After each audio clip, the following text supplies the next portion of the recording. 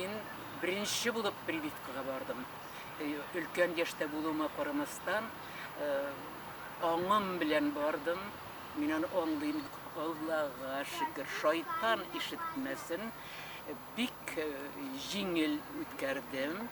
Һәм хәзер мин уверенмен, бүтән җиргә кирип йөри алам. 21нче гасырда шушыннан куркып, имеш-мимешләргә тыңлап, тегеннән теге булай диде, бу булай диде дигән гайбәтне тыңлап, мин шушы мөмкинчелектән файдаланмаска тиешмен. Бу бит котышкыч хәл. Бу шир бит, бу бит афат. Хөкүмәтебез безгә шундый вакцина уйлап чыгарган икән. Нишләп без аны файдаланмаска тиешбез? Нишләп без беренче булып аны алмаска тиешбез? Нәрсәдән куркабыз?